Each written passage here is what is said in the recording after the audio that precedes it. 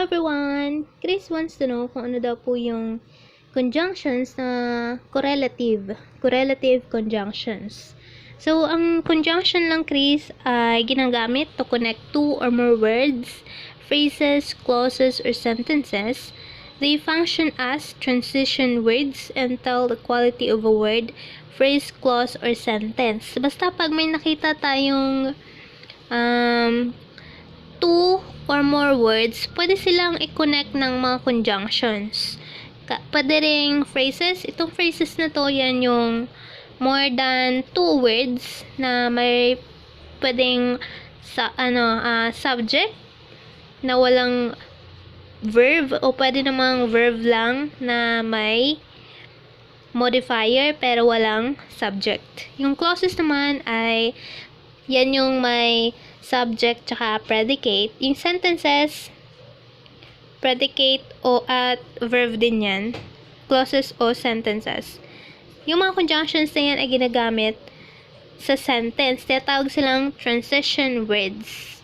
So, ano ba yung correlative conjunctions?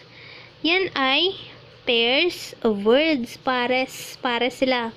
That connect similar kinds of words or groups of words to help achieve parallelism.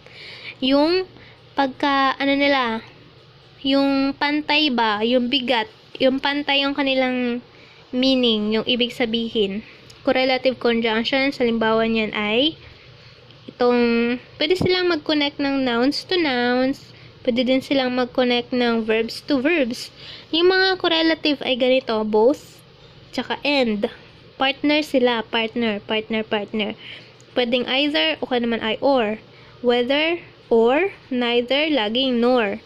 Not only, but also. Not but.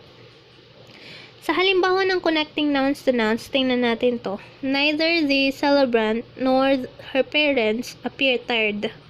So, ang ating correlative conjunction dyan ay itong neither. Ano yung kapares niyan? Itong nor. Yan ay kinonek yung ating nouns na celebrant sa isa pang noun na parents. Okay? Ito namang connecting verbs to verb, ang ating conjunction, correlative conjunction ay whether. He agrees or disagrees. Ang ating kapares nitong whether ay itong or. Ang kinonek niyang correlative conjunction na yan ay itong verb na agrees. At ito pang isa pang verb na disagrees. Okay? Does not matter.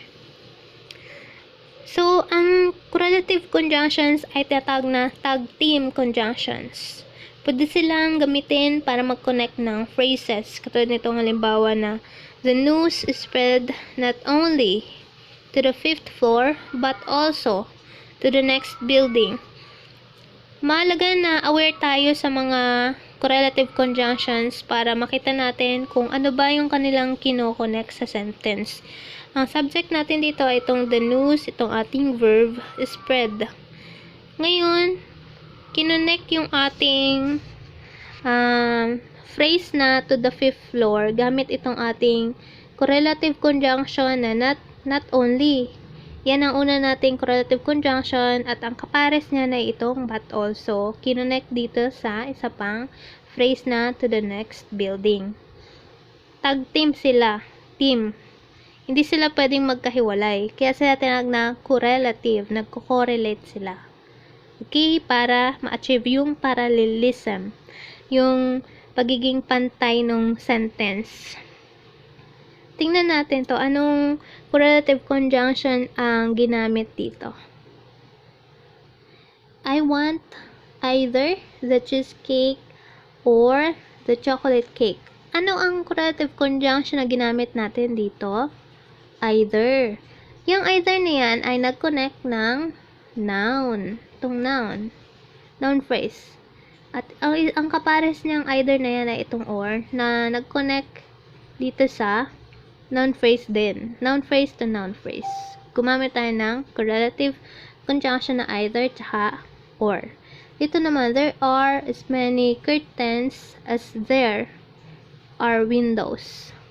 Ang correlative conjunction na ginamit natin ay itong as. Ito pang as. Dito naman, I'd no sooner lie to you than strangle a puppy. Ito, tinatawag nating contraction would yan. I would no sooner lie to you than strangle a puppy. Itong than, ang ating, correlative conjunction. I would no sooner lie to you than strangle a puppy. Should rather play the drums than sing. Kalimitan yung may mga than, yan ay correlative conjunction. Ito yung kapartner niyan. Rather. Nag-connect lang sila ng verb sa verb. So, ganyan yung mga conjunctions, correlative conjunctions, pwedeng mag-connect ng wait lang.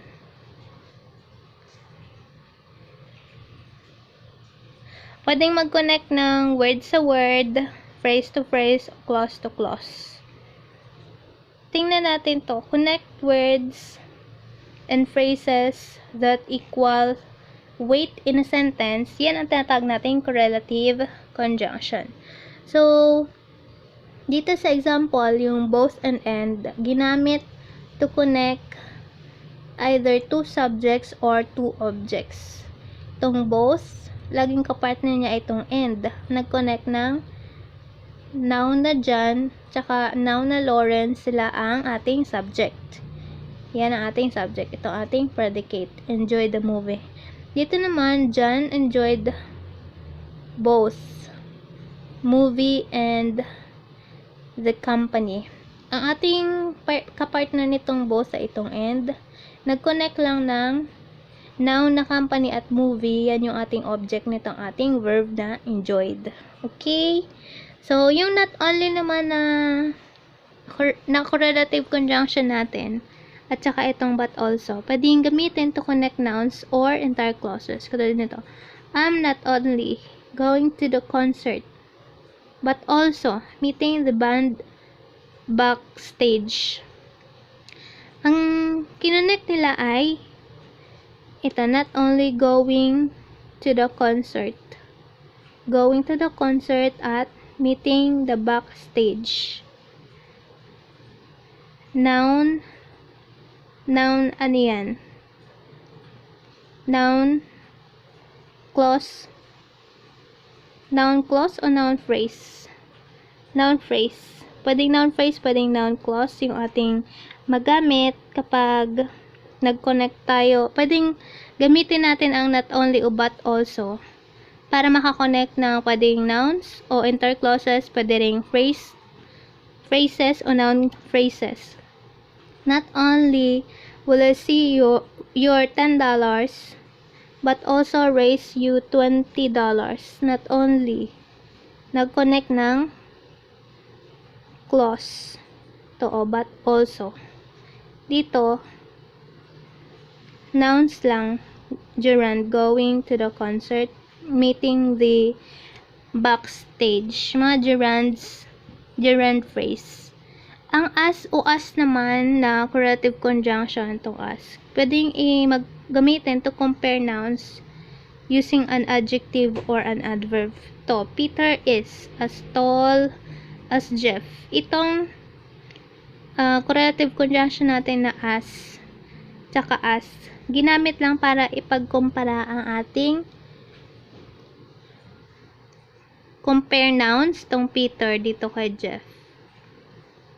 A lion can't run as fast as a cheetah. Itong tall ay adverb. Itong can't run ay itong fast ay ginamit bilang adjective dito sa sentence na to.